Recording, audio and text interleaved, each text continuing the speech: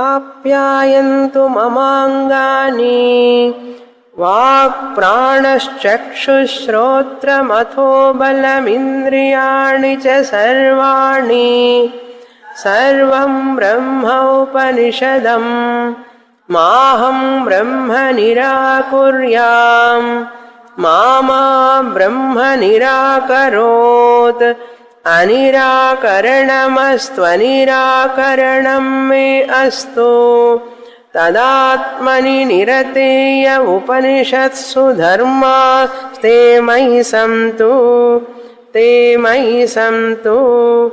ఓం శాంతి శాంతి శాంతి. ఈరోజు 2వ అధ్యాయానికి సారాంశం చెప్తాను. ఈ 2వ అధ్యాయము ఉపాసనల గురించి చెప్తున్నది. ఉపాసనలు 2 విధములు అని. ఇందులో కర్మాంగ ఉపాసనలు, స్వతంత్ర ఉపాసనలు అని మనం ఉపోద్ఘాతంలో చెప్పాను. ఉపాసనలు 2 విధములు. మొదటి ఉపాసనలు కర్మాంగ ఉపాసనలు అంటాం. 2వ ఉపాసనని స్వతంత్ర ఉపాసన అని అంటాం. ఈ 2వ అధ్యాయం కర్మాంగ ఉపాసనల గురించి మాట్లాడుతున్నది. ఈ 2వ అధ్యాయం కర్మాంగ ఉపాసనల గురించి చెప్తున్నది. 3వ అధ్యాయం స్వతంత్ర ఉపాసనల గురించి చెప్తుంది. కర్మాంగ ఉపాసనలు స్వతంత్రంగా ఫలాన్ని ఇవ్వలేవు. కర్మాంగ ఉపాసనలు స్వతంత్రంగా ఫలాన్ని ఇవ్వలేవు. స్వతంత్ర ఉపాసనలే స్వతంత్రంగా ఫలాన్ని ఇస్తాయి. అది తేడా. కర్మాంగ ఉపాసనలకి స్వతంత్ర ఉపాసనలకి తేడా. 3వ అధ్యాయంలో స్వతంత్ర ఉపాసనలు చెప్పినప్పటికీ కూడా ఇక్కడ ఒక స్వతంత్ర ఉపాసనని ఉపనిషత్తు చెప్తున్నది. ఈ అధ్యాయంలో కూడా ప్రధానంగా కర్మాంగ ఉపాసనలే చెప్పబడినాయి, కానీ ఒక్క స్వతంత్ర ఉపాసన చెప్తుంది. అది 3వ అధ్యాయంలో రావాల్సింది పొరపాటున 2వ అధ్యాయంలోకి వచ్చింది అని మనం అనుకుంటాం. ఎందుకు చెప్పింది ఉపనిషత్తు అని చెప్పి మనం అడగలేం. కనుక మనం వినడమే ఉపనిషత్తు చెప్పిన దాన్ని. మొత్తం 24 భాగాలు ఉన్నాయి ఈ అధ్యాయంలో. 24 ఖండాలు. 24 ఖండాహ అంటారు. 24 అంటే 24, వింశతి అంటే 20, చతుర్ అంటే 4, 20 + 4 ఎన్ని? 24. 24 ఖండాహ. మొత్తం 82 మంత్రాలు ఉన్నాయి ఇందులో. ఈ అధ్యాయంలో 5 విషయాలు ముఖ్యంగా చెప్పబడినాయి. ఆ 5 విషయాలు ఏమిటి అని చెప్పిన తర్వాత నేను ఈ కర్మాంగ ఉపాసనలు ఏమిటి, ఎలా అనే విషయానికి వస్తాం. ముందు 5 విషయాలు చూస్తాం ఏం చెప్పింది ఈ అధ్యాయం అనేది. మొదటి సామ ఉపాసన అని ఉపనిషత్తు పరిచయం చేస్తున్నది. మొదటి ఉపాసన సామ ఉపాసన. ఈ సామ ఉపాసన అంటే ఏమిటి అన్నది అది మొదటి విషయం. సామ అంటే సాధు అని అర్థం. సామ అంటే ఎలా అర్థం చేసుకోవాలంటే సమంగా ఉండేది సామం. సమత్వం, సమంగా ఉండడం అంటే మనం ఎప్పుడైతే ఏదైతే చూస్తామో, ఎవరెవరితో మాట్లాడతామో, ఏదైతే తింటామో, ఏదైతే వింటామో అన్నీ కూడా మంచిదే మంచిదే మంచిదే అంటూ ఉండాలి. ఆ భావన, దాన్ని సామ అంటారు. సాధు. పుష్పం ఎలా ఉంది? బానే ఉంది అనకూడదు, బాగుంది అనాలి. సాధు, సామ అని అర్థం. సమత్వం, సామం. భోజనం చేస్తే ఎలా ఉందంటే బాగుంది అనాలి. అట్లనమాట. ఆయన ఎట్లా ఉంటాడు? ఆయన బాగుంటాడు.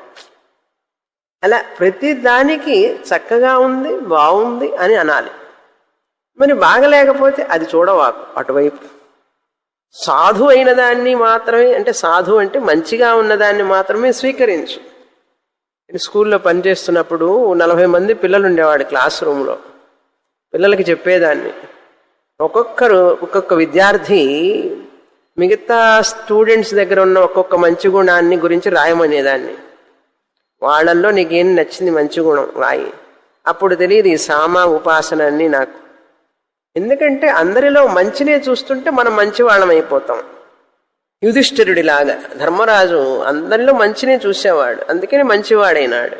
దుర్యోధనుడు అందరిలో చెడునే చూసేవాడు, చెడ్డవాడైపోయినాడు.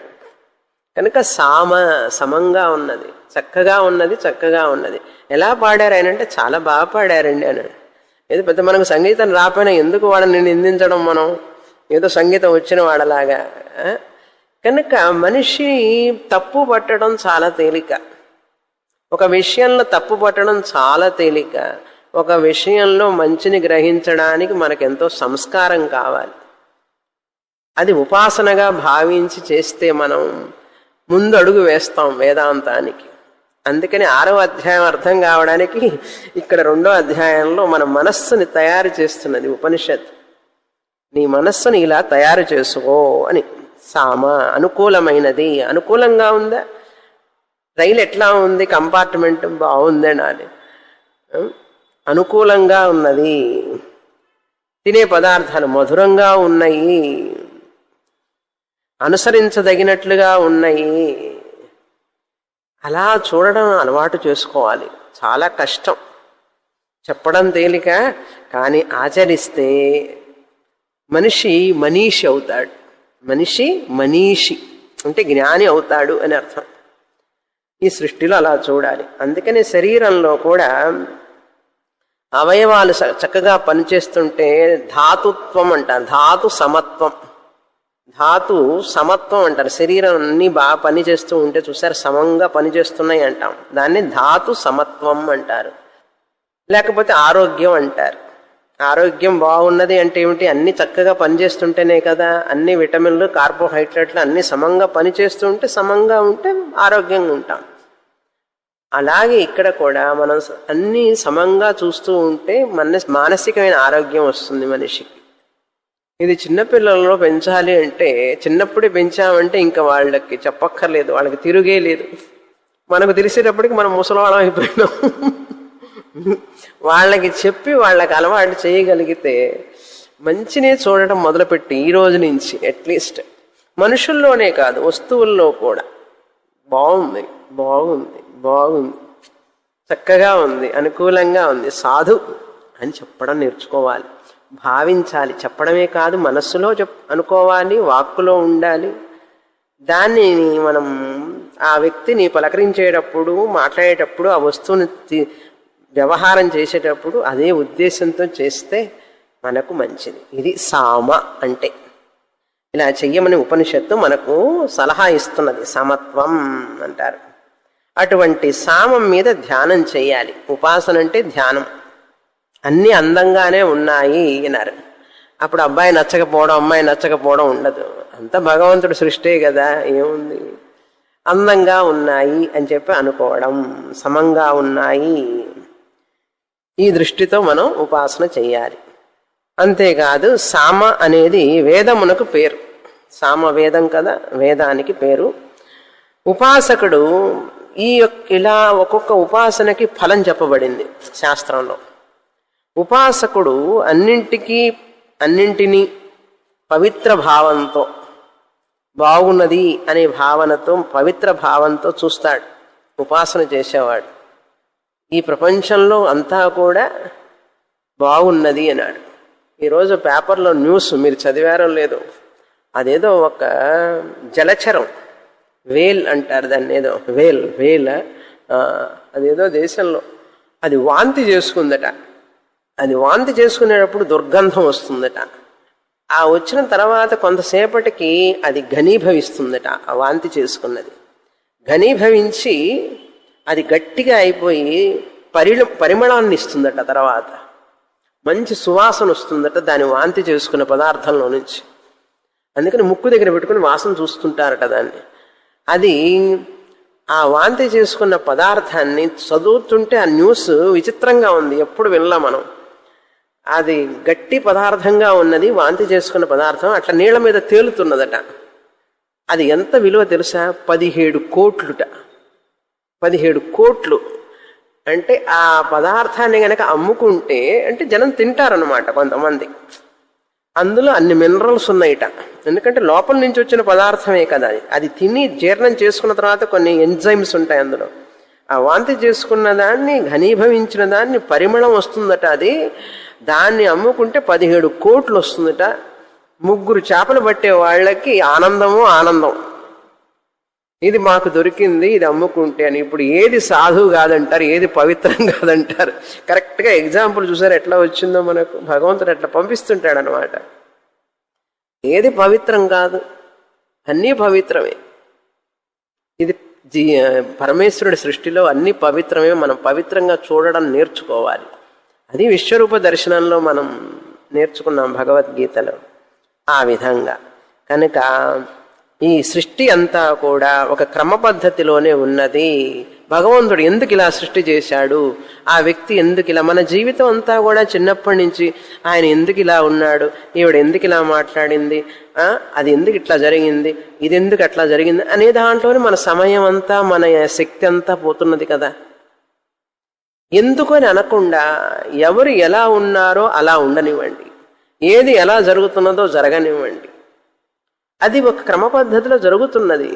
నాకు నా బుద్ధికి ఏమి తెలుస్తుంది ఈ ప్రపంచంలో, తెలియదు. కనుక ఇదంతా క్రమ పద్ధతిలోనే ఉంటున్నది. నా బుద్ధి అల్పుణ్ణి, నేను ఎంత తెలుసుకోగలను ఈ ప్రపంచంలో, ఈ ఈశ్వర సృష్టిలో ఎందుకు జరుగుతున్నదో, ఏది ఎందుకు జరుగుతున్నదో తెలియదు కదా మనకు. కనుక కొన్ని విషయాల్లో మనం తలదూర్చకుండా ఉండడం, చాలా విషయాల్లో తలదూర్చకుండా ఉండడం మంచిది. అన్నీ మన మంచికే, అంతా ఈశ్వర సృష్టి, ఈశ్వర ఆజ్ఞగా జరుగుతున్నది అని చెప్పి అంతటి మానసిక పరిపక్వతను మనం తెచ్చుకుంటే ఎటువంటి ఆందోళన మనస్సుకి, ఎటువంటి గందరగోళం ఉండదు మనస్సుకి. అది మానసిక పరిపక్వత అంటే. అది ఎంత పరిపక్వత అంటే ఆ వ్యక్తి మహాత్ముడితో సమానం. మహాత్ముడు జ్ఞానులకి ఆ మనఃపాన్మయ అంటారు తమిళంలో, మనో పరిపక్వత ఉంటుందన్నమాట. అది సామ నుంచి మొదలు పెట్టారు చూడండి. అలా మన అభ్యాసం చేయగా ఈ సృష్టిలో ప్రతిదాన్ని ప్రేమించడం నేర్చుకోవాలి. అన్ని సమంగానే ఉన్నాయి, చక్కగా ఉన్నాయి, అందంగా ఉన్నాయి, అందరూ బాగానే ఉన్నారు, అలా నేర్చుకోవాలి. ఇది మొదటి విషయం, చాలా మంచి విషయం, మొదటి విషయం. అందుకని సృష్టిలో విషమత్వం లేదు, సమత్వమే ఉన్నది. ఎందుకు దోమలను పుట్టించాడు దేవుడు అని అడగకూడదు. దోమలను పుట్టించాలి కనుక పుట్టించాడు ఆయన. ఎందుకు సృష్టి చేశాడని చెప్పి అనకూడదు. సృష్టిలో అన్నీ సమత్వంగానే ఉన్నాయి, అన్ని చక్కగానే ఉన్నాయి, చక్కగానే జరుగుతున్నాయి. అలా చూడగలిగే దృష్టి మనం పెంచుకోవాలి. కానీ లేకుండా ఇది ఇట్లా ఉంది, అది ఎట్లా ఉంది అన్నంత మాత్రాన నువ్వు మార్చలేవు దాన్ని. నీ మనసులో అలజడి తప్ప ఏం లాభం లేదు. కనుక నువ్వు ఆ యొక్క పరిస్థితులు వచ్చినప్పుడు నీ మనస్సుని తయారు చేసుకో. ఇది ఈశ్వర సృష్టి, ఈశ్వర ఆజ్ఞ, ఇది ఒక క్రమ పద్ధతిలో ఉంది అని నీ మనస్సుని మలుచుకో దానికి తగినట్లుగా. అలా మలుచుకుంటే మనిషికి త్వరగా జ్ఞానం వస్తుంది, త్వరగా రాగద్వేషాల నుంచి బయటపడతాడు మనిషి. అందుకని ఆ మనిషి ఎప్పుడూ విశ్రాంతిగా, రిలాక్స్గా ఉంటాడు. ఎటువంటి ఇది ఉండదు మనిషిలో. కోపం, తాపం, భయం ఇవన్నీ ఉండవు. ఈ యొక్క సృష్టితో, ఈశ్వర సృష్టితో మమేకమైపోతాడు, ఒకటిగా ఉండిపోతాడు. ఈ సృష్టిని వేరుగా, తాను వేరుగా చూసుకోడు. అలా ఉన్నప్పుడు ఏమవుతుందంటే ఈ సృష్టిలో ప్రతిదాన్ని చూసి ఆనందిస్తుంటాడు. ప్రతిదాన్ని అయిష్టత, ఇష్టపడని వస్తువు అంటూ ప్రపంచంలో లేదు ఆ వ్యక్తికి. అన్నీ మంచివి, అన్నీ మంచివి. అలా అన్నమాట. ఏదైనా హాని చేస్తుంది అనుకున్నప్పుడు దూరం నుంచే దాన్ని చూసి బాగున్నావు అని చెప్పడం, దగ్గరికి వెళ్ళకూడదు. పాము అందంగా ఉంటుంది, పడగ విప్పితే అందంగా ఉంటుంది, తేలు కూడా అందంగానే ఉంటుంది, ప్రతిదీ అందంగానే ఉంది. ఆ జీవరాశులు వాటి అందం వాటికి ఉన్నది. అందుకని మనకు హాని కలిగిస్తానే కూడా దగ్గరికి వెళ్ళకూడదు, దూరం నుంచే అందంగా ఉన్నావని చెప్పు అంతే. మనుషుల్ని కూడా అంతే, వాళ్ళు కూడా అంతే అన్నారు. ఇలా ఉంటే మనకు నెమ్మది. అది విషయం. రెండవ విషయం, ఇది మొదటి విషయం అండి, సామ గురించి, సామ ఉపాసన. రెండవ విషయం ఏమిటంటే పాంచభక్తిక సామం అని, సాప్తభక్తిక సామం అని రెండు రకాలైనటువంటి భక్తి అంటే విషయం, విధం అని అర్థం. 5 విధములైనటువంటి ఉపాసనలు, 7 విధములైనటువంటి ఉపాసనలు లిస్ట్ అనమాట. హోల్ థింగ్ 24 ఖండాలు అదే. పాంచభక్తిక సామం, సాప్తభక్తిక సామం అంటే 5 విధములైనటువంటి సామములుంటాయి. అదేవిధంగా 7 విధములైనటువంటి సామములు ఉంటాయి. ఈ 24 ఖండాల్లో వచ్చేది అదే విషయం. అది రెండవ విషయం. కొన్ని పంచవిధం సామాల గురించి చెప్తాను, కొన్ని సప్తవిధ సామాల గురించి తర్వాత చెప్తాను. ఈ 5 విషయాలు చెప్పిన తర్వాత కొన్ని ముఖ్యమైన సామాలు చెప్తాను. చాలా ఉన్నాయి, అందుకే కొన్ని ఇంపార్టెంట్ చెప్తే మిగతా అవన్నీ మీరు అట్లాగే సప్లై చేసుకోవచ్చు. ఇది రెండవ విషయం. మూడవ విషయం ఏంటంటే ఆ విధాలు ఏమిటి అనే వాటిని గురించి పేర్లు చెప్తాను. హింకార మొదటి ఉపోద్ఘాతంలో చెప్పాను ఇవి. హింకార మొదటి విధం, ప్రస్తావ రెండవ భాక్తికం, పంచభాక్తికం అని చెప్పాను కదా ముందు. సప్తభాక్తికం అని చెప్తే అందులో 2 తీసేస్తే 5 గుర్తుందా అవన్నీ? 7 - 2 5 పాంచభాక్తిక సామం. 7 ఏమిటంటే హింకార, ప్రస్తావ, ఆది, ఉద్గీత, ప్రతిహార, ఉపద్రవ, నిధనం. 7 సామాలు, 7 భాక్తికాలు చెప్పాం. ఇప్పుడు ఈ 7 ఆలంబనాలు అన్నాం. ఈ 7ని ఆలంబనంగా తీసుకోవాలి. ఆలంబనంగా తీసుకొని లోకరూప పాంచభక్తిక సామం అని చెప్తారు. లోకరూప పాంచభక్తిక సామము అంటే 5 లోకాలుగా భావించి ఉపాసించాలి. ఒక్కొక్క హింకారాన్ని భూలోకం అని ఉపాసించాలి. హింకారమును భూలోకం అని ఉపాసించాలి. ప్రస్తావ అనేటువంటి భాక్తిక మీద అగ్ని లోకం అని ఉపాసించాలి. అగ్నిని ఉపాసించాలి. ఇప్పుడు పాంచభక్తికం గనక ఆది అనేది మైనస్ చేయాలి, అందులో చేసి ఉద్గీత అంతరిక్షలోకం అని ఉపాసన చేయాలి. ప్రతిహార ఆదిత్యలోకాన్ని ఉపాసన చేయాలి. ఉపద్రవం డిలీట్ చేసుకోవాలి పాంచభక్తికంలో. నిధనం అనేటువంటిది ద్యులోకం అన్నారు. ద్యులోకం దా ఊ దు యకార ద్యులోకంగా అని ఉపాసన చేయాలి, భావించాలి. ఇలా లోక ఉపాసన చేయాలి. ఇలా లోక ఉపాసన చేసేటప్పుడు ఆ ఫలాలను పొందుతాడా ఆ ఉపాసకుడు అని చెప్తుంది. ఉపాసన ఫలం చెప్పబడుతుంది. ఇది శాంపుల్ అన్నమాట పాంచభక్తిక సామాకి. ఇంకా కొన్ని ఉపాసనలు చెప్తాను, చాలా బాగుంటాయి అవన్నీ వినడానికి. 4వ విషయం ఏం చెప్పారంటే ఓంకార ఉపాసన చాలా ముఖ్యమైనటువంటిది. మీకు అవన్నీ చూస్తే కనపడవు, ఎక్కడో ఉంటాయి అవన్నీ. ఓంకార ఉపాసన అయినటువంటిది చాలా ముఖ్యమైనటువంటిది. త్రయోధర్మ స్కంధా అంటారు. త్రయోధర్మ స్కంధా 3-4 మంత్రాలు ఓంకార ఉపాసన గురించి మాట్లాడతాయి.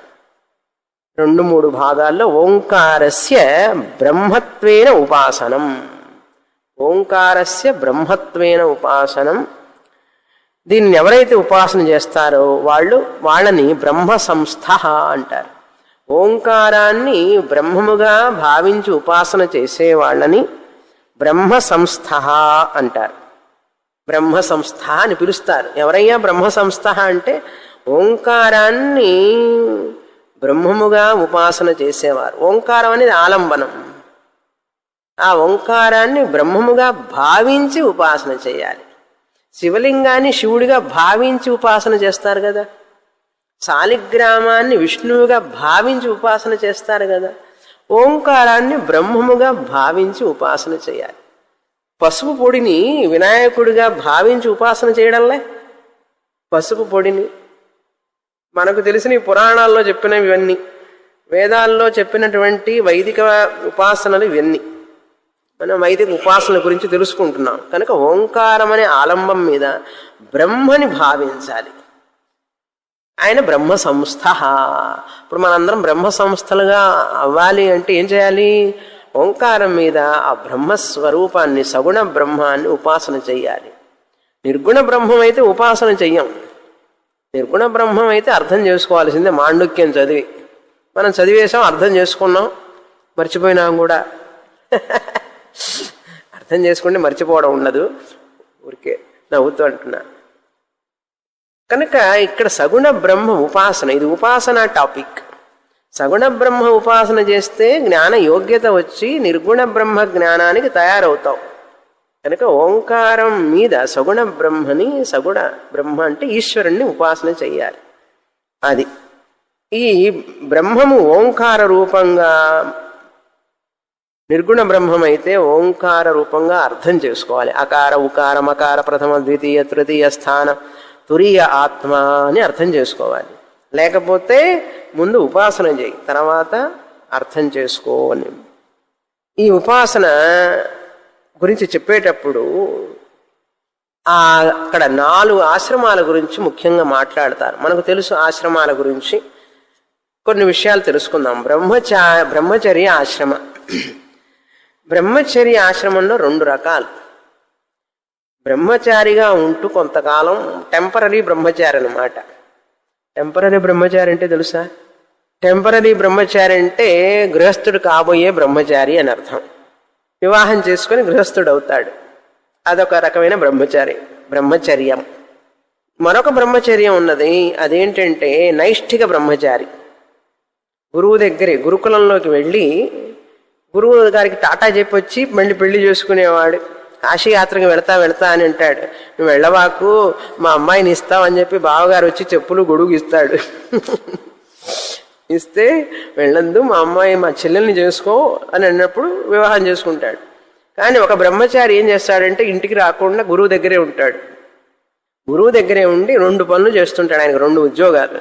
ఏంటంటే గురువుకి సేవ చేయటం, ఆజన్మాంతం గురువుకు సేవ చేస్తూనే ఉంటాడు. బ్రహ్మచారిగా ఉంటూ గురువుకు సేవ చేయడం, శాస్త్రాన్ని పఠించి శాస్త్ర పఠనం చేసి శాస్త్రాన్ని ప్రచారం చేయడం, అదే వాళ్ళని నైష్ఠిక బ్రహ్మచారి అంటారు. అలా నైష్ఠిక బ్రహ్మచారిలో మనకు పురాణాల్లో భీష్ముడు, హనుమంతుల వారు నైష్ఠిక బ్రహ్మచారు. వాళ్ళు వివాహం చేసుకోవాలి, జీవితాంతం బ్రహ్మచారులుగానే ఉంటారు, సన్యాసాశ్రమం కూడా తీసుకోరు. అలా ఉంటూనే వాళ్ళు ఈ యొక్క ధర్మాన్ని, శాస్త్రాన్ని ప్రచారం చేస్తూ ఉంటారు. అలా ఉండేవాళ్ళు కూడా బ్రహ్మచారులు అంటాం. కనుక బ్రహ్మచర్య ఆశ్రమంలో 2 రకాలు.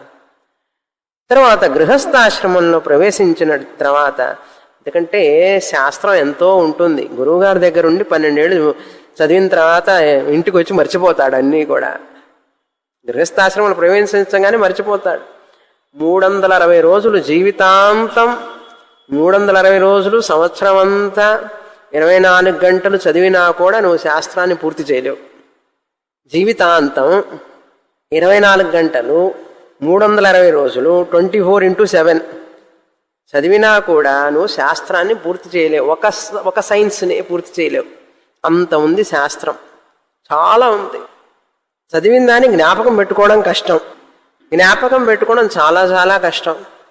ఈరోజు చదివింది రేపటికి మర్చిపోతున్నాం. అనంత శాస్త్రం బహువేదితవ్యం అల్పశ్చ కాలవః బహవశ్చ విఘ్నాః అంటారు.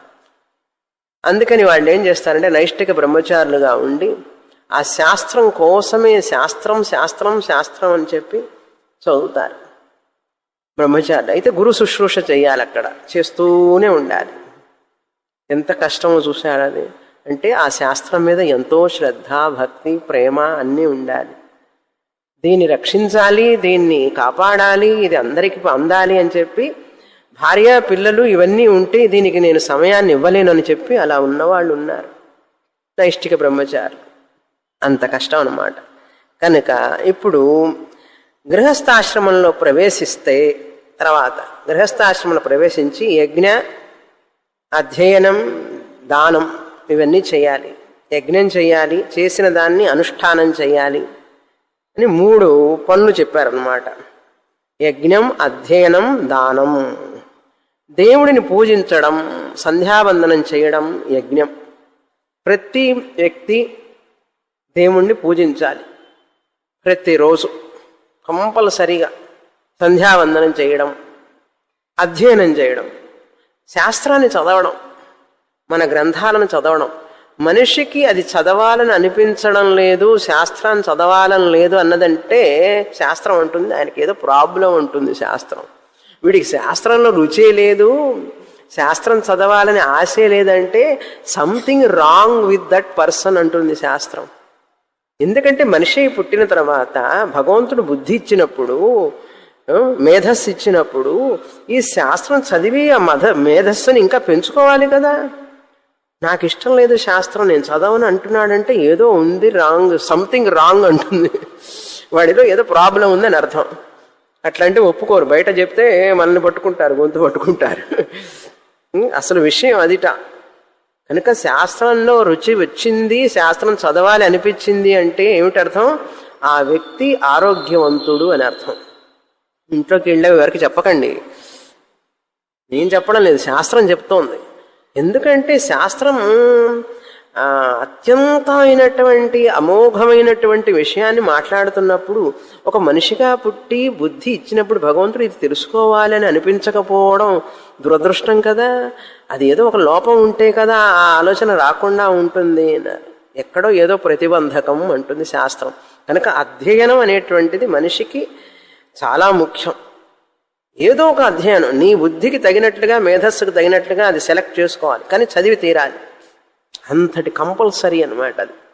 స్పిరిచువల్ ఎడ్యుకేషన్ అంటారు. మన దేశంలో, మన సంస్కృతిలో స్పిరిచువల్ ఎడ్యుకేషన్ ఆ లెవెల్స్ వాళ్ళకి ఏమేమి చదవాలని ఉన్నాయి శాస్త్రంలో, రకరకాలుగా ఉన్నాయి. అందరూ ఉపనిషత్తులు అర్థం చేసుకోలేకపోవచ్చు, విష్ణు సహస్రనామం చదువుతారు కదా, అర్థం చేసుకోగలరు. చిన్న చిన్న శ్లోకాలున్నాయి, అర్థం చేసుకోగలరు. రామాయణం అర్థం చేసుకోగలరు. ఇంకా అందరికి పామర జనాలకు కూడా తత్వం ఉన్నాయి. పామర జనులకు కూడా భాష చదవడం రాని వాళ్ళకు కూడా తత్వాలు ఉన్నాయి. వాళ్ళకు కూడా మీరు గ్రామాలకు వెడితే వాళ్ళు తత్వాలు పాడతారు. కనుక అధ్యయనం అనేటువంటిది అందరికీ కంపల్సరీ. అప్పుడే మనిషి మనిషిగా మారి మనిషి దేవుడిగా మారతాడు. కానీ అధ్యయనం చాలా ముఖ్యం. తర్వాత దానం చేయడం, దానం చాలా ముఖ్యం.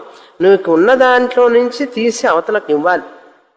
అది దానం చేయడం అనేటువంటిది కూడా చేయకపోతే, అలవాటు లేకపోతే సంథింగ్ రాంగ్ ఉంటుంది శాస్త్రం. నువ్వు అన్ని తీసుకుంటున్నావు, సమాజం నుంచి, ప్రకృతి నుంచి ఇన్ని తీసుకుంటున్నావు, అవతల వ్యక్తుల దగ్గర నుంచి ఇన్ని పొందుతున్నావు, నువ్వేమిస్తున్నావు? నువ్వు ఎంత ఇస్తే నీకు అంత రిటర్న్గా వస్తుంది. 1000 రూపాయలు ఇచ్చావనుకో, 1000 రూపాయలే రూపంలో రావక్కర్లేదు నీ దగ్గరికి. ఆ 1000 రూపాయల వల్ల ఫలితం వేరే విధంగా నీకు వస్తుంది.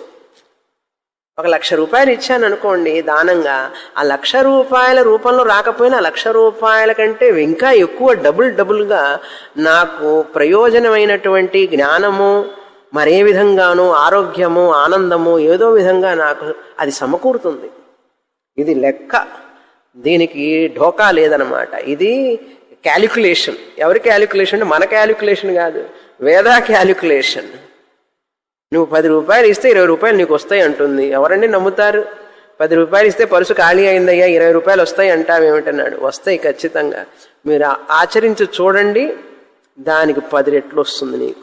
ఏ విధంగా వస్తుందంటే క్యాష్ రూపంలో రావక్కర్లేదు, జ్ఞాన రూపంలో రావచ్చు, ఆరోగ్య రూపంలో రావచ్చు, సంతోష రూపంలో రావచ్చు, ఆనంద రూపంలో రావచ్చు. ఏ రూపంలో వస్తే నీకేంటి? ధనం ఉన్నంత మాత్రాన ఆనందంగా ఉన్నారు అందరూ. ధనం లేకుండా కూడా నువ్వు ఆనందంగా ఉంటే రేపు చూడండి మరి. కనుక భగవంతుడు నీకు తిరిగి ఇస్తాడు. అందుకని దానాన్ని చాలా ముఖ్యంగా చెప్పారు. కనుక ఈ విషయం కూడా మనం గమనించాలి. విద్యాదానం, ధనదానం, గోదానం, భూదానం, వస్త్రదానం, జలదానం, అన్నదానం, ఎన్ని దానాలు చేయొచ్చు మనిషి. అందుకని ఈ బలహీనతని అడ్వాంటేజ్గా తీసుకుంటారు. పిలిగ్రిమేజెస్కి పోతే జనాలు మనల్ని పట్టుకుని పీకుతారనమాట. ఎందుకంటే దానం చేస్తాం కదా అని చెప్పి. తర్వాత ఈ గృహస్థాశ్రమంలో ప్రవేశించిన తర్వాత గృహస్థాశ్రమంలో ఎదగాలి, బయటికి రావాలి. గృహస్థాశ్రమమే జీవిత పరమావధి కాదు అని తెలుసుకొని వానప్రస్థంలోకి రావాలి. వానప్రస్థంలోకి వచ్చి అక్కడ జప ఉపాసనలు చేయాలన్నమాట మనిషి. అందుకని గృహస్థాశ్రమంలోనే పిల్లల్ని చూసుకుంటూనే జీవితాంతం గడపకూడదు. వాళ్ళకి బాధ్యతలు అప్పచెప్పేసి మనం బయటికి రావాలి. మానసికంగా బయటికి రావాలి. గృహంలో నుంచి బయటికి రాకపోయినా ఆ గృహంలో ఉంటూనే మనకేం సంబంధం లేదు. ఎందుకు వ్యవహారాలు మనం పట్టించుకోవాలి? 70 ఏళ్ళు వచ్చిన తర్వాత నేను ఎందుకు పట్టించుకోవాలి, 60 ఏళ్ళు వచ్చిన తర్వాత నేను ఎందుకు పట్టించుకోవాలి? వాళ్ళే చూసుకుంటారు. వాళ్ళు ఎదిగారు కదా. నాకు నా జీవిత గమ్యాన్ని కోసం నేను చేయవలసిన సాధన ఎంతో ఉన్నది. ఉపాసన, జపం, ధ్యానం, తపస్సు ఎన్నో చెయ్యాలి. నేను ఈ సమాజానికి చెయ్యాలి, నాకు చూసుకోవాలి, భగవంతుడికి చెయ్యాలి, ఎన్నో ఉన్నాయి. ఇది లేకపోతే చేసే వాళ్ళకి కనీసం సహాయం చేయడానికైనా నాకు చేయగలిగిన వరకు నేను చెయ్యాలి. అంతేకాని గృహంలో పడి ఇంకా పిల్లలు మనవరాళ్ళు గుడుగుడు గుంజం గుండే రాగం అలాగా అందులోనే ఉండిపోవద్దు అంటుంది శాస్త్రం. అది వానప్రస్థాశ్రమానికి రావాలి. అక్కడ సన్యాసం చాలా ముఖ్యం అని చెప్పి శంకరాచార్యులు వారు శాస్త్రాధ్యయనం చేయడానికి నీకు సమయం దొరుకుతుంది సన్యాసాశ్రమంలో అని చెప్పి అంటారు. కనీసం మానసికంగా సన్యాసం తీసుకున్నా కూడా ఈ కాషాయ వస్త్రం ధరించకపోయినా నీ మనస్సుని ఎక్కువ సమయం శాస్త్రానికి ఇవ్వగలుగుతున్నావా, ఎక్కువ సమయాన్ని ఇవ్వగలుగుతున్నావా? వ్యవహారాలు పెట్టుకోవాలి. ఇక పిల్లలు పెద్దవాళ్ళై ఉద్యోగాలు చూసుకుని వాళ్ళు స్థిరపడిన తర్వాత ఇంకా వాళ్ళతో వ్యవహారం లేదు నీకు. అసలు వద్దు నాకు అని చెప్పడమే. వాళ్ళు రారా అన్నా సరే నేను రాను నాయన, అయిపోయింది, మీరు చూసుకోండి అనాలి. వాళ్ళు మన మీద ఆధారపడతారు. తర్వాత అంటే మనం వాళ్ళ మీద ఆధారపడాల్సింది పోయి ఇప్పుడు వాళ్ళు మన మీద ఆధారపడుతున్నారు. బేబీ సిట్టింగ్ అని చెప్పి కూర్చోబెడతారు. First baby sitting, second baby sitting అని కూర్చోబెట్టి చివరికి నిన్ను ఎందుకు పనికి రాకుండా చేసి జపం లేదు, తపం లేదు, ఏమీ లేకుండా అయిపోతుంది. అట్లా అయిపోతున్నారు. అందుకని వానప్రస్థం అంటే ఆ రోజుల్లో దశరథుడు కాదు, ఈయన పాండురాజు వానప్రస్థానికి వెళ్ళిపోయినాడు. అట్లా ప్రతి రాజులు వెళ్ళిపోయేవాళ్ళు అక్కడ. అగ్నివల్కుడు, అందరూ ఋషులందరూ అంతే. ఆ రోజుల్లో ఉండేది. ఇప్పుడు అసలు వానప్రస్థ ఆశ్రమం అంటే ఒకటి ఉన్నదనే తెలియదు. అందరికి ఒక్కటే తెలుసు, ఏమిటదంటే గృహస్థాశ్రమం, మ్యారేజ్ అదే తెలుసు, ఇంకేమీ తెలియదు. అందుకని గృహస్థం కూడా ఆశ్రమమే అన్నారు. అది కూడా ఒక ఆశ్రమమే. అందులో ఎదిగి మనస్సు ఇంకే బంధాలు లేకుండా ఉండాలి. అది చాలా ముఖ్యం అన్నారు. ఇలా చెప్పిన తర్వాత విషయం ఏం చెప్తున్నారంటే ఈ బ్రహ్మ సంస్థ ఓంకార ఉపాసన ద్వారా అమృతత్వాన్ని పొందుతాడు. ఎందుకు చెప్తున్నానంటే వానప్రస్థాశ్రమం తీసుకుంటే జపం ఎక్కువగా చేయడం వలన, ఓంకార ఉపాసన చేయడం వలన మనిషి అమృతత్వాన్ని పొందుతాడు, క్రమముక్తిని పొందుతాడు. దాని వలన ఓంకార ఉపాసన ద్వారా అమృతత్వం, సగుణ ఉపాసన ద్వారా అమృతత్వాన్ని పొందుతాడు, క్రమముక్తిని పొందుతాడు అని అర్థం. బ్రహ్మలోకానికి వెళ్ళి ఆ బ్రహ్మ ఉన్నంతకాలం ఉండి ప్రళయం వచ్చిన తర్వాత విదేహం ముక్తిని పొందుతాడు. ఉపాసన భాగం కదా ఇది. మనం నిర్గుణ మోక్షం, సద్యోముక్తిని గురించి మాట్లాడటం లేదు, మనం ఉపాసన గురించి మాట్లాడుతున్నాం కనుక క్రమముక్తి, బ్రహ్మలోకానికి వెళ్ళి అక్కడ బ్రహ్మాజీ 4 తలలు ఉంటాయి కాబట్టి కూర్చోబెడతాడు. ఇంకా క్లాసుల మీద క్లాసులు చెప్తూనే ఉంటాడు. ఆయనకే గొంతు నొప్పి, హాలిడేస్ ఇవన్నీ ఉండవు చెప్పే పని. అందుకే ఈయనకి జ్ఞానం వచ్చేస్తుంది అన్నారు. అది ఉపాసన చేయడం వలన. తర్వాత ఉపనిషత్తు చెప్తుంది, బ్రహ్మణ సహ తే సర్వే సంప్రాప్తే ప్రతి సంచరే. ప్రళయకాలంలో ఆ బ్రహ్మతోనే ఉండి ప్రళయం వచ్చే వరకు జ్ఞానం వచ్చేసింది వాళ్ళకి. బ్రహ్మ దగ్గర చదివి ఎవరికి? గృహస్థాశ్రమం నుంచి వానప్రస్థాశ్రమంలో ప్రవేశించి జపతపాదులు చేసి ఎవరైతే ఓంకార ఉపాసన చేస్తారో వారు మరణానంతరం బ్రహ్మలోకానికి వెళ్ళి అక్కడ చదువుకొని అక్కడ జ్ఞానాన్ని పొంది బ్రహ్మ ఉన్నంతకాలం అక్కడే ఉండి ప్రళయకాలం రాగానే వాళ్ళు విదేహముక్తిని పొందుతారని ఈ మంత్రం చెప్తుంది. సంప్రాప్తే ప్రతి సంచరే పరస్యాంతే కృతాత్మానః ప్రవిశంతి పరం పదం అని అలా చెప్తుంది ఉపనిషత్తు. కనుక వాళ్ళందరూ బ్రహ్మదేవుడిలో కలిసిపోతారు, అంటే బ్రహ్మలో లీనమైపోతారు క్రమముక్తి ద్వారా. ఈ విషయాన్ని కూడా చెప్పబడింది. ఇప్పుడు ఈ బ్రహ్మదేవుడు ఏం చేశాడు అనే విషయాన్ని చెప్తున్నారు. బ్రహ్మదేవుడు 3 వేదాలని చిలికాడని చెప్పాం కదా, ఆ విషయం కూడా వస్తుంది ఈ అధ్యాయంలో. 3 వేదాలను చిలికి అథర్వణ వేదం మాత్రం వదిలిపెట్టి ఋగ్వేద, యజుర్వేద, సామవేదాలని చిలికినప్పుడు గాయత్రి మంత్రం వచ్చింది. ఆ గాయత్రి మంత్రాన్ని మళ్ళీ చిలికితే చెప్పిన విషయమే కదా, అందుకని త్వరగా చెప్పేస్తున్నా. గాయత్రి మంత్రాన్ని చిలికితే వ్యాహృతులు వచ్చినాయి, భూహు భువహ సువహ అని. ఆ వ్యాహృతుల్ని మళ్ళీ చిలికితే ఆ ఓంకారం వచ్చింది. అకార ఉకార మకారాలు వచ్చినాయి 3 వ్యాహృతుల నుంచి. భూహు భువహ సువహ. భూహు నుంచి అకారం, భువహ నుంచి ఉకారం, సువహ నుంచి మకారం. ఈ ఆ ఊ మా కలిసి ఓంకారం అయింది. కనుక ఈ ఓంకారం అనేది ఉపాసన ఏదో సింపుల్ ఓంకారం అనుకోకూడదు. ఓంకారం అనేది వ్యాహృతి యొక్క సంగ్రహం రూపం. వ్యాహృతి అనేది గాయత్రి యొక్క సంగ్రహ రూపం. గాయత్రి అనేటువంటిది వేదాల యొక్క సంగ్రహ రూపం అని తెలుసుకున్న వాడికి ప్రయోజనం ఉంటుంది. ఏదో ఓంకారం కదా, ఏదో చెప్పారు ఓంకారం అంటే ఇవన్నీ గుర్తుండాలి. చిలికాడు బ్రహ్మదేవుడు అని. వేదాల సారం ఓంకార శబ్దమే అన్ని నామాల్లో ఉన్నది అని తెలుసుకోవాలి. అలా ఉపాసన చేస్తే ఇది 4వ విషయాన్ని పూర్తి చేస్తారు. వైదిక కర్మల పరంగా చేస్తే 3 వేదాలే ముఖ్యం. వైదిక కర్మలన్నిటికీ 3 వేదాలే ముఖ్యం. అథర్వణ వేదంలో ఏ వైదిక కర్మలు చెప్పలేదు. 5వ విషయం ఏం చెప్పారంటే లోక ప్రాప్తి. పైలోకాలకు వెళ్ళాలని, పితృలోకానికి వెళ్ళాలని, స్వర్గలోకానికి వెళ్ళాలని ఉపాసనలు అనేక ఉపాసనలు చేస్తాడనమాట వ్యక్తి. అది ఒక విషయం చెప్పబడింది. సరే, ఇప్పుడు ఈ 5 విషయాలు అయిన తర్వాత మనం కొన్ని ఉపాసనల గురించి విందాం. ఏం చెప్పింది, ఎలా చేయాలి ఉపాసన అనేటువంటిది గమనిస్తాం. మొదటి ఉపాసన ఋతువులు. మనిషి భావన. ఉపాసన అనేది భావన అని అర్థం. 6 ఋతువుల్ని 5గా, శిశిర హేమంత ఋతువుల్ని 1గా తీసుకొని, ఇప్పుడు పంచభాక్తికాలు ఉన్నాయి కదా, పంచవిధ సామాన్ చెప్పాను కదా, ఈ పంచవిధములైనటువంటి సామాన్ని ఏ వాటి మీద ఉపాసన చేశారంటే వరుసగా లిస్ట్ వస్తుంది. పంచవిధ సామ ఉపాసనలు 5 చెప్పారు. సప్తవిధ సామాలు చాలా ఉన్నాయి, 1 కాదు 2 కాదు. కనుక పంచవిధ సామాన్లో 2, 3 చెప్తాను. మొదటిది ఏంటంటే ఋతువులు. మొదటి ఋతువు ఏంటి? వసంత ఋతువు. హింకారం అనే సామం వసంత ఋతువు అని ధ్యానం చేయాలి, ఉపాసన చేయాలి. హింకారం అనే సామాన్ మీద ఇది వసంత ఋతువు అని ధ్యానం చేయాలి. ప్రస్తావ అనే సామం మీద గ్రీష్మ ఋతువు అని ధ్యానం చేయాలి. ప్రస్తావం అనే ఆలంబనంని గ్రీష్మ ఋతువుగా భావించి ధ్యానం చేయాలి. ఉద్గీత అనేటువంటిది వర్ష ఋతువుగా ధ్యానం చేయాలి. వర్ష ఋతువుగా భావించి వర్ష ఋతువు అని ధ్యానం చేయాలి.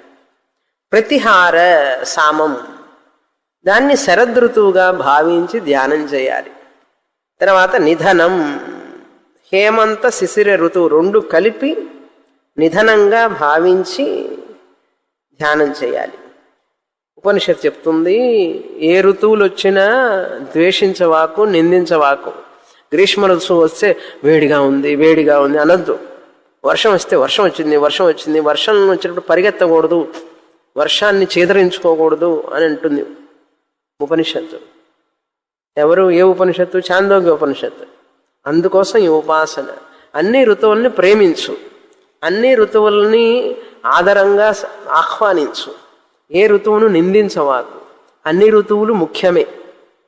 ఈ యొక్క పంచభక్తిక సామాల మీద వాటిని ధ్యానించు అన్నారు. అప్పుడు మనం ఈ ప్రకృతిని ప్రేమించిన వాళ్ళం అవుతాం. ద్వేషిస్తూ ఉంటే ఏమవుతుందంటే వర్షం రాకూడదు వర్షం రాకూడదు అంటే నువ్వెవరు రాకూడదు అంటానికి? వర్షం రావాలి రావాలి అంటాను, నువ్వెవరు అంటానికి? వచ్చినప్పుడు వస్తుంది, రానప్పుడు రాదు. వచ్చినప్పుడు నమస్కారం చెయ్యి. ఎండాకాలం వచ్చిందా నమస్కారం, గ్రీష్మ ఋతువుకు నమస్కారం, హేమంత ఋతువుకు నమస్కారం, శరద్ ఋతువుకి నమస్కారం. ఆ ఋతువుని ఆహ్వానించాలి మనం. ఆహ్వానించినప్పుడు ఏమవుతుందంటే నేను ఈ యొక్క సృష్టిలో తాదాత్మ్యంగా జీవిస్తున్నాను అని అర్థం. అందుకని ఏ ఋతువుని నిందించొద్దు అని చెప్తున్నది ఉపనిషత్తు, మనకు ఉపదేశం. అలా ఎవరైతే ఉపాసన చేస్తారో ఆ ఋతువులలో వాళ్ళకి ఎటువంటి అనారోగ్యము రాదు, వాళ్ళు అనేక ఫలభోగాలను పొందుతారు ఆ ఋతువుల్లో. లేకపోతే గ్రీష్మ ఋతువు వస్తే కొన్ని ప్రాబ్లంలు వస్తాయి కొంతమందికి, వర్ష ఋతువు వచ్చినప్పుడు కొన్ని ప్రాబ్లమ్స్ వస్తాయి, హేమంత ఋతువు వచ్చినప్పుడు కొన్ని ప్రాబ్లమ్స్. ఎందుకు వస్తున్నాయి తెలుసా? వాళ్ళు ఆ ఋతువుల్ని ప్రేమించకపోవడం వలన వస్తాయి. వర్షం పడుతున్నప్పుడు ఆనందంగా దాన్ని ఆనందించండి, ఆ వర్షాన్ని ప్రేమించండి, ఆ వర్షాన్ని. అదేవిధంగా ఎండ, అబ్బా ఎంత వేడిగా ఉంది, ఎక్కడి నుంచి వస్తుందో ఈ సూర్యుడి నుంచి ఈ వేడి అనాలి, అట్లా అనాలన్నమాట. సూర్యుడిని ప్రేమించాలి. అలా మనిషి చేస్తూ ఉంటే ఆ ఋతువులు మనల్ని బాధించవు. ఆ ఋతువుల వల్ల వచ్చే అనారోగ్యాలు మనకు రావు. ఎందుకంటే మనం ఋతువుని ఆనందంగా స్వీకరిస్తున్నాం. అప్పుడు మనసు తయారుగా ఉంది. ఆ ఋతువుకు అనుగుణంగా శరీరం తయారవుతుంది. ఇవన్నీ లాజికల్గా కరెక్ట్. అర్థమైందా? ఆ లభించే భోగాలన్నీ అనుభవిస్తాడు ఆ కాలంలో మనిషి. తర్వాత అదేవిధంగా ఇంకొక పంచవిధ సామని చెప్తాను. బాగుందా? ఋతువుల మీద ఉపాసన చక్కగా ఉంది. ఇంకొకటి ఏంటంటే పశువులు, మేకలు ఉన్నాయి కదా, హింకారం మీద మేక అని ధ్యానం చెయ్యి.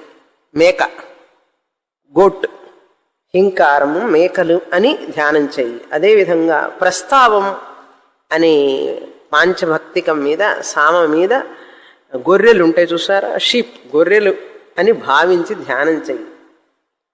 అదేవిధంగా ఉద్గీత మీద ఆవు అని ధ్యానం చెయ్యి. ఉద్గీత ఆలంబన మీద ఆవుని ధ్యానించు, ఆవుని ధ్యానించు.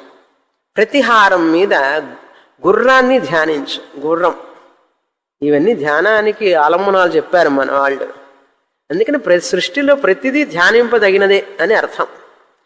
తర్వాత నిధనం, వీటన్నిటికీ ఆశ్రయమైనటువంటిది ఈ గుర్రాలు, మేకలు, ఆవులు, ఇవన్నీ ఉండడానికి ఆశ్రయమైనటువంటి ఇది మానవుడు. చివరికి వీళ్ళందరూ కూడా, ఈ జంతువులన్నీ కూడా మానవుడి మీద ఆధారపడి ఉన్నాయి కదా, మానవుడిని నిధనం అని ధ్యానించి ఉపాసన చెయ్యి అన్నారు. అలా చేస్తే ఏమవుతుంది అంటే, ఈ పశువుల్లో పంచవిధ సామాన్ని ఉపాసిస్తే, తెలుసుకొని ఉపాసిస్తే పశు సంపద లభిస్తుంది. పశు సంపద, రిచెస్ట్ పర్సన్ అనమాట. బిల్ గేట్స్ లాగా అవుతాడు. ఒక్కొక్క మేక, గొర్రె ఎంత వాల్యూ తెలుసా? ఆవులు ఇవన్నీ కూడా, గుర్రాలన్నీ కూడా చాలా వాల్యూ ఆ రోజుల్లో. ఇప్పుడు కార్లు పెట్టుకున్నారు, అప్పుడు అవి ఉండేవి. ఆ వ్యక్తికి ఎప్పుడైతే ఈ పశు సంపద ఉంటుందో, చాలా ఉంటుంది, దాన గుణం పెరుగుతుంది. దానం చేయాలనే గుణం పెరుగుతుంది. అది ఫలితం. అన్నీ లభిస్తాయి, సుఖంగా ఉంటాడు, ఆనందంగా ఉంటాడు. దాన గుణం పెరగడం వల్ల, దానం చేయడం వల్ల కీర్తిని పొందుతాడు, ప్రఖ్యాతిని పొందుతాడు. మనిషి ఎప్పుడైతే దానం చేస్తాడో తన యొక్క విలువను పెంచుకుంటున్నాడు అని అర్థం. ఎందుకంటే సొసైటీలో రికగ్నిషన్ వస్తుంది, సెల్ఫ్ ఎస్టీమ్ పెరుగుతుందన్నమాట ఆ వ్యక్తికి. అందుకే దానం చేసే వాళ్ళకి ఎప్పుడూ కూడా మనసు ఆనందంగా ఉండడానికి కారణం ఏంటంటే, వాళ్ళ యొక్క ఉనికిని వాళ్ళు పెంచుకుంటున్నారు. నేను ఉన్నాను సొసైటీలో, ఫలానా ఆయన అనే నా యొక్క ఉనికికి హైయెస్ట్ స్టేటస్కి తీసుకువెళ్ళడానికి దానం తోడ్పడుతుంది. దానం చేయడం అనేది అందరికీ తెలియాలని మనం చెయ్యం. అయినప్పటికీ కూడా ప్రతి మనిషి యొక్క తన ఉనికిని హై స్టేటస్కి తీసుకెళ్ళడం కోసం ఈ దానం అనేది సహాయపడుతుంది. ఎప్పుడైతే నా ఉనికి అందరికీ తెలుస్తుందో, ప్రాధాన్యం అవుతుందో, తెలియకుండానే నాకు ఒక ఆనందం వచ్చేస్తుంది. అది దానంలో ఉన్నటువంటి గొప్పతనం. ఎంత చెప్పినా కూడా దానం చేయాలనేటప్పటికీ మనకు కొంచెం ఉంటుందని చెప్పి ఉపనిషత్తుకు తెలుసు. అందుకని ఉపనిషత్తు ఎన్నో విధాలుగా దానం గురించి చెప్తుంది.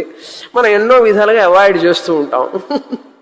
అది ఎన్నో విధాలుగా చెప్తూ ఉంటుంది. సరే, ఇది పశు సంపద, దాన గుణం అన్నీ వస్తాయన్నమాట. దాన గుణం కలవాడు అవుతాడని చెప్పి చెప్తుంది ఉపనిషత్తు. తర్వాత మరొక ఖండంలో మన ఇంద్రియాల గురించి చెప్తుంది. ప్రాణాలని చెప్పాం కదా, ఇంద్రియాలు కన్ను, ముక్కు, చెవు. హింకారం ఏమో ఘ్రాణ ఇంద్రియం అని హింకారాన్ని, ప్రస్తావం ఏమో వాక్కు అని, ఉద్గీతనేమో శ్రోత్ర ఇంద్రియం అని, ప్రతిహారం చక్షురింద్రియం అని, నిధనం మనస్సు అని ధ్యానం చేయాలి. అలా చేయడం వలన పరోవరీయ ఉత్తరోత్తర శ్రేష్టత. అంటే చూడండి, ముక్కు కంటే వాక్కు శ్రేష్టం, వాక్కు కంటే శ్రోత్ర ఇంద్రియం శ్రేష్టం, శ్రోత్ర ఇంద్రియం కంటే కళ్ళు శ్రేష్టం. అట్లనమాట. కళ్ళు కంటే మనస్సు శ్రేష్టం. శబ్దం ఇటువైపు మాత్రం వింటాయి, కళ్ళు అటు అంతా ఇటు అంతా చూస్తాయి. అట్లా ఒకదానికంటే ఒకటి. మనస్సు అన్నిటికీ వెనకాల ఉంటుంది కనుక మనస్సు. అన్నీ మనసులోనే నిధనం అవుతాయి, అంటే కలిసిపోతాయి అని అర్థం. అలా ధ్యానం చేస్తే ఇంద్రియాలను కూడా గౌరవంగా చూసుకోవడం, ధ్యానం చేయడం ఇలా చేయాలి. ఆ ఇంద్రియం లేకపోతే మనం ఏమవుతాం? ఎందుకు పనికిరాం. అలా ఉపాసన చేస్తే ఆ ఇంద్రియ దేవతలందరూ కూడా, ఇంద్రియం అంటే దేవతలు, చక్షుర్దేవత, వాగ్దేవత, అగ్నిదేవత, ఇవన్నీ దేవతలు మనల్ని అనుగ్రహిస్తే ఆ వ్యక్తికి ఇంద్రియ పటుత్వం తగ్గదు. అలా చేసే వ్యక్తికి కళ్ళు, ముక్కు, చెవులు, మనస్సు అన్నీ కూడా జీవితాంతం చక్కగా పనిచేస్తాయి. లేకపోతే అంతే. ఒకదానికంటే ఒకటి గొప్పది అనేటటువంటి భావనతో వాటిని మనం ధ్యానం చేస్తే అవి మనకు సహాయం చేస్తే జీవితాంతం అవి చక్కగా పనిచేస్తాయి. తర్వాత ఇంతటితో ఈ 2-3 చాలు. ఓకే, పంచభక్తిక సామాలు. ఇలా మిగతా అవన్నీ చూసుకోవాలి మీరు. 9వ ఖండంలో చెప్తారు సాప్తభక్తిక సామం అని. ఆదిత్య, ఇది చాలా బాగుంటుంది. సూర్యుణ్ణి ఎలా ధ్యానించాలి, ఉపాసన చేయాలి, సూర్యోపాసన. భక్తిక సామాన్లో ఆదిత్యుడు అంటే సూర్యుడు, ధ్యానించడం వలన ఆదిత్యుడిలో ఉన్నటువంటి గొప్పదనాలన్నీ నీకు వస్తాయి. ఏమిటి ఆయన గొప్పదనం అంటే ఆయనకు వృద్ధి క్షయం లేదు, పెరగడం తరగడం లేదు, ఎప్పుడు ఒకే రకంగా ఉంటాడు. మనకు అస్తమించినట్లుగా ఉదయించినట్టుగా కనపడుతున్నాడు కానీ నిజంగా ఆయన ఎప్పుడు ఒకే రకంగా ఉంటాడు, తేడా లేవు.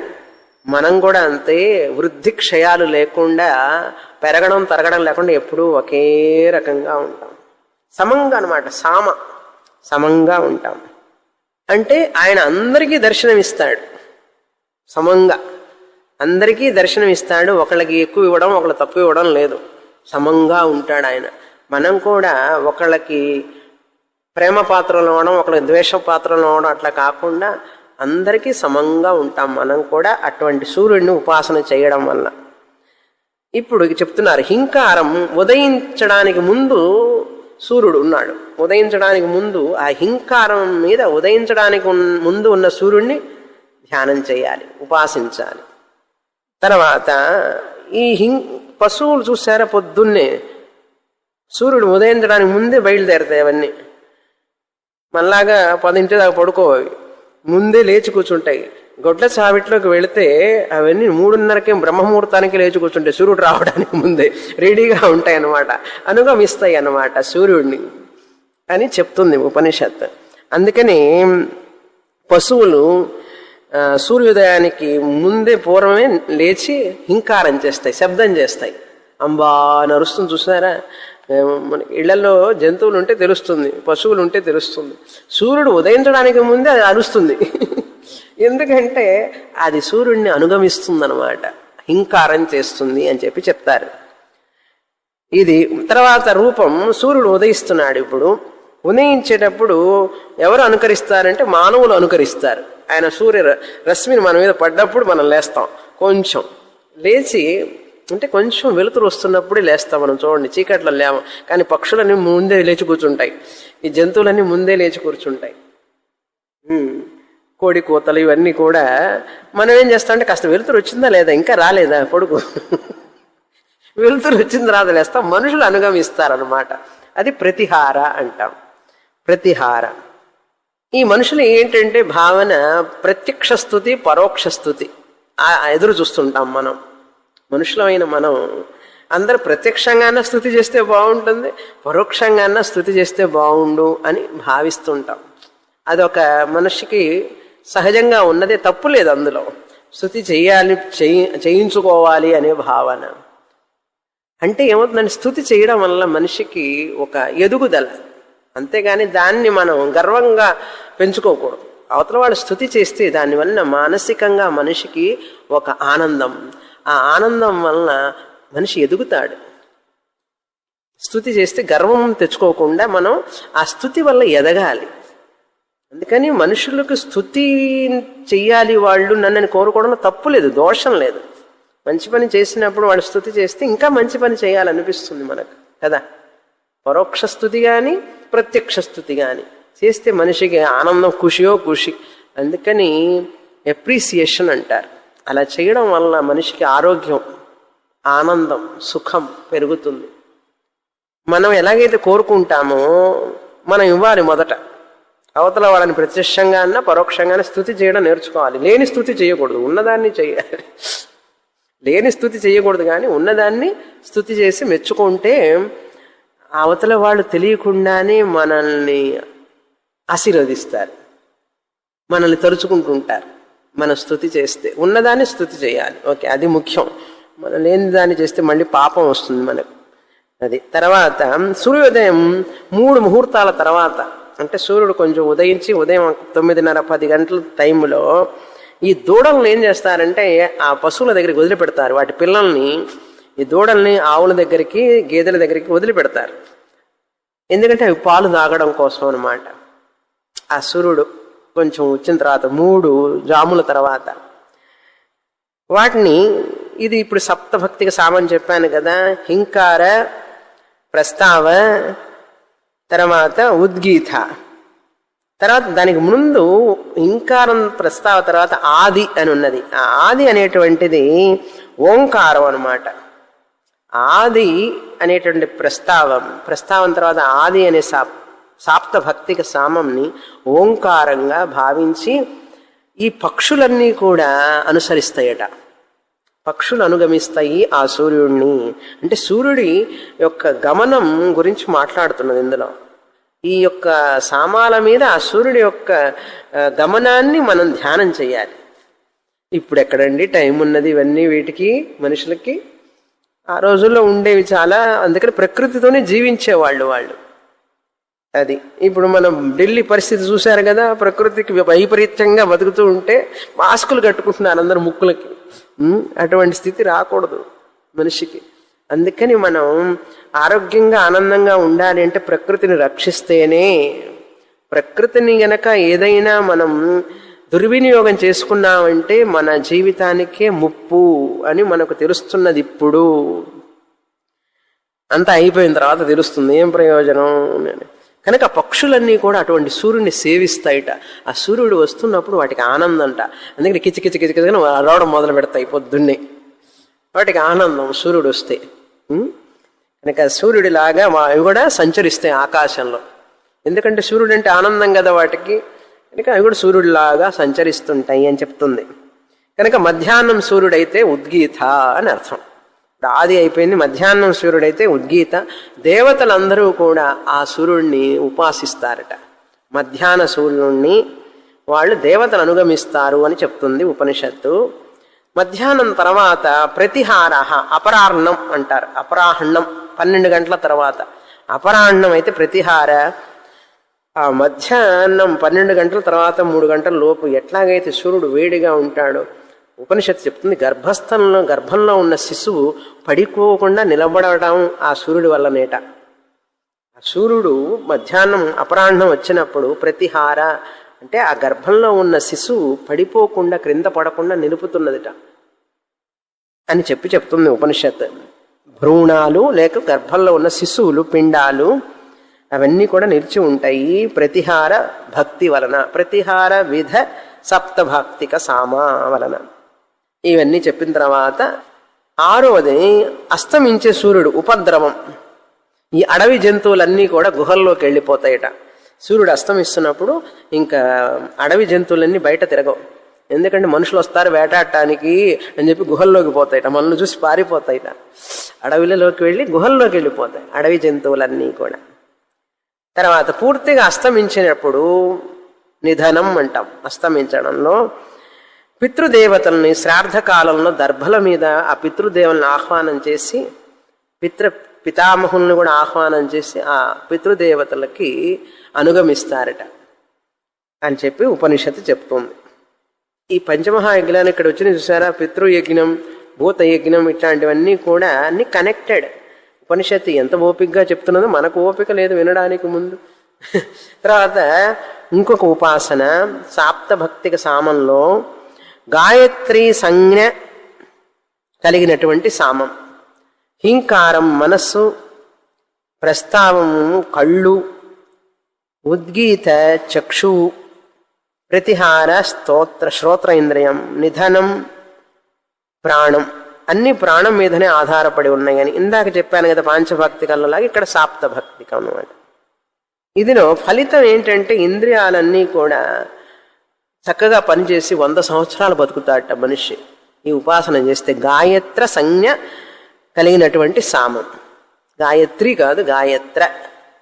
సంతానం కలిగి పశు సంపద కలిగి ఆరోగ్యంగా 100 సంవత్సరాలు 100 సంవత్సరాలు పూర్ణ ఆయుష్, ఎటువంటి నీటి జలగండం లేకుండా, యాక్సిడెంట్స్ లేకుండా, రోగాలు రాకుండా మనిషి జీవిస్తాడట అలా ఉపాసన చేస్తే.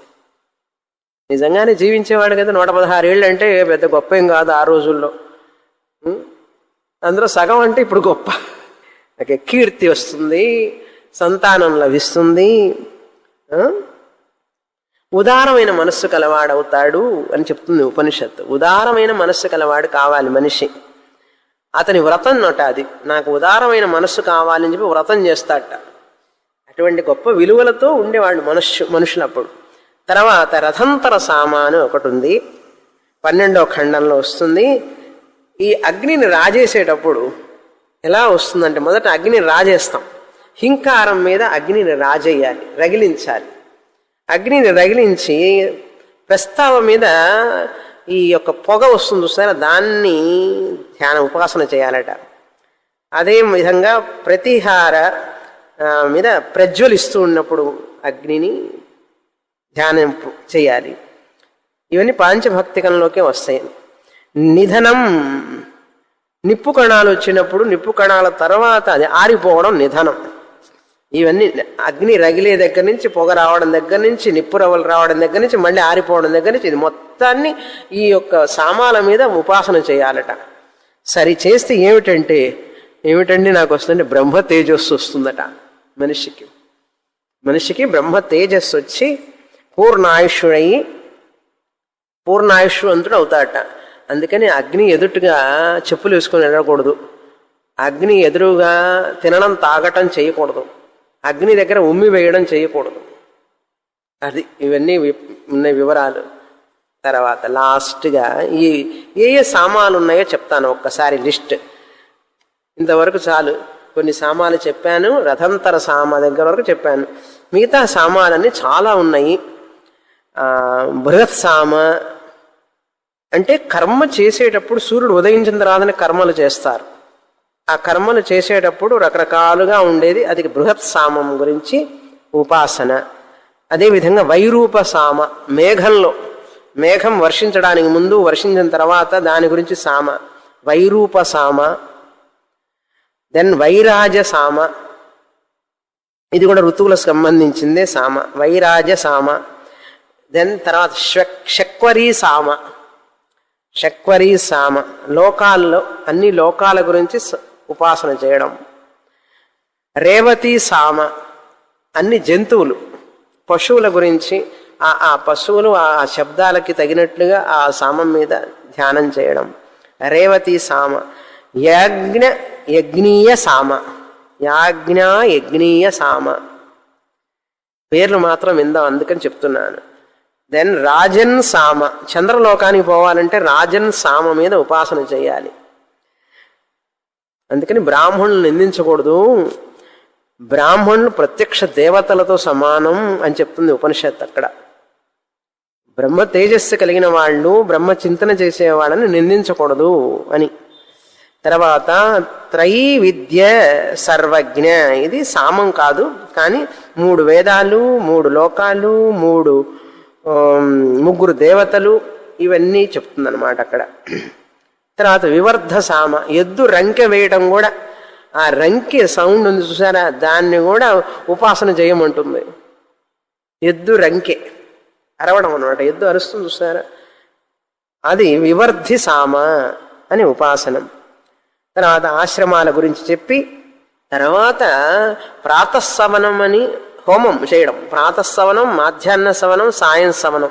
ప్రాతఃసవనం చేసేటప్పుడు ఆ లోకానికి వెళ్ళాలనుకున్నవాడు ఆ దేవతలను పిలిచి, ఆ దేవతలకి అడిగి ఆ లోకాన్ని తలుపులు తెరవండి నేను రావాలని చెప్పి ధ్యానం చేస్తాడట ఉపాసకుడు. ప్రార్థన చేస్తూ హోమం చేస్తూ ప్రాతఃసవనం చేసేటప్పుడు నేను ఆ లోకానికి రావాలి, ఆ లోకానికి తలుపులు తీసుంచండి అని చెప్పి అడుగుతాడనమాట వెళ్ళడానికి. అదేవిధంగా మధ్యాహ్నం చేసేటప్పుడు, మధ్యాహ్న సవనం చేసేటప్పుడు కూడా మరొక లోకానికి వెళ్ళాలని కోరుకునే ఉపాసకుడు ఆ లోకాలకి, పై లోకాలు ఉన్నాయి కదా, ఆ లోకాలు వెళ్ళడానికి అప్పుడు ఆ సామాన్ని చేస్తాడు. అదే విధంగా సాయం సామ, వేరే లోకాలకు వెళ్ళడానికి. ఇన్ని లోకాలు ఉన్నాయి అంటున్నారు.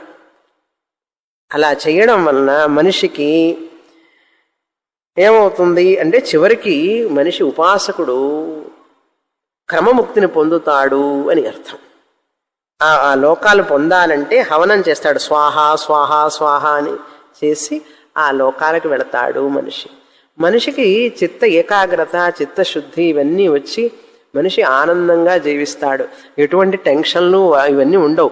ఇవన్నీ చేస్తున్నాం అనుకోండి, లోకరామాయణం, లోకాభి గురించి, పాలిటిక్స్ గురించి ఏముంటుంది వీడికి? పొద్దున్న లేస్తే ఈ ధ్యానం ఆ ధ్యానం ఉపాసనలతోనే సరిపోతుంటుంది కదా. అందుకని మన ప్రపంచంలో మనం ఉంటాం, బయట ప్రపంచంతో మనకు సంబంధం ఉండదు. ఎట్లా ఉంటామండి బయట ప్రపంచంతో? బయట ప్రపంచంతో ఉన్నా కూడా మనిషి తన సాధన తాను చేస్తూనే ఉంటాడు. అందుకని వచ్చిన పని మర్చిపోవద్దురా అంటారు. అర్థమైందా? వచ్చిన పని మర్చిపోవాకు అన్నాడు. ఏంటి వచ్చిన పని? మోక్షం. నేను బ్రహ్మస్వరూపాన్ని తెలుసుకోవడమే వచ్చిన పని. తెలుసుకోవాలి. అది తెలుసుకోవడానికి ఉపనిషత్తులో ఎన్ని రకాలని చెప్పారు. కనీసం ఇవన్నీ చేయకపోయినా ఓంకార ధ్యానం అన్నా చేయొచ్చు కదా. ఓంకార ఆలంబనాన్ని పెట్టుకొని పరమాత్ముడి రూపం అని భావించి ధ్యానం చేయండి. ఉద్గీతే కదా ప్రధానం ఈ ఉపనిషత్తులో. అది మినిమంగా చేయొచ్చు మనం. అందుకని మనస్సుని ఆ విషయాల మీద ఈ విషయాల మీద మాటలు ఆలోచనలు తగ్గిస్తాయి. మనకు మనస్సు ఇటువైపు ఉందనుకోండి, అనవసరమైన మాటలు, అనవసరమైన విషయాలు, చర్చలు, డిస్కషన్లు, ఆర్గ్యుమెంట్లు, టైం ఎక్కడ ఉంటుంది అసలు? ఇప్పుడు అష్టాంగ యోగం అభ్యాసం చేసే వాళ్ళకి గంట పడుతుంది ఉదయం. ఆ గంట మనం మాట్లాడటం తగ్గించుకున్నట్లే కదా. తర్వాత జపం చేసుకుంటానికి కూర్చుంటాం అరగంట, మాట్లాడటం తగ్గినట్లే కదా. తర్వాత మళ్ళీ జపం చేస్తాం, సాయంత్రం చేసే జపం. ఇవన్నీ చేసేవాడికి అవతల వాళ్ళని గురించి ఆలోచించడానికి కానీ, అవతల వాళ్ళ గురించి చర్చించడం కానీ, వాళ్ళని నిందించడం కానీ, వాళ్ళ గురించి ఎత్తి పొడుపులు పొడవడం కానీ ఇవన్నిటికీ టైం ఉండదు. లేకపోవడం వల్ల ఏమవుతుందంటే మనిషి ఆధ్యాత్మికంగా ఎదుగుతాడు. అందుకని మనస్సునికి ఒక సాధన ఇవ్వాలి మనం. ఆ సాధన ఇవ్వకపోతే ఏంటంటే ఇది కోతి లాంటిది, అటు ఇటు పరిగెడుతూ ఉంటుంది. ఇంకా దాన్ని పట్టుకోలేం మనం పోయిందంటే. అందుకని దానికి ఎప్పుడు ఒక కుక్కెల్లాగా పెట్టి మంత్ర జపం చెయ్యి, సాధన చెయ్యి, పూజ చెయ్యి, ఇవి చెయ్యి. చెప్పకపోతే ఏమవుతుందంటే చెప్పితేనే వినడంలా, చెప్పకపోతే ఇంకెటు పోతుందో తెలియదు దానికే. అర్థమైంది కదా. అందుకని ఉపాసనలన్నీ కూడా మన యొక్క చిత్తశుద్ధికి, చిత్త ఏకాగ్రతకి, జ్ఞాన యోగ్యతకి చెప్పిన సాధనలు అని చెప్పి తెలుసుకొని కనీసం మనం చేసే సాధనలను ఆపకుండా ప్రతిరోజు చెయ్యాలి అని ఇంతటితో 2వ అధ్యాయం పూర్తి చేశాం. పంచ విధములైనటువంటి సామాను ఉపాసన, 7 విధములైనటువంటి సామ ఉపాసనలన్నీ చెప్పారు ఇందులో.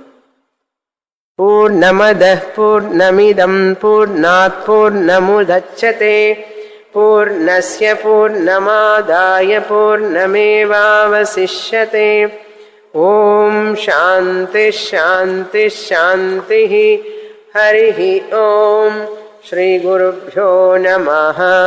హరి ఓం.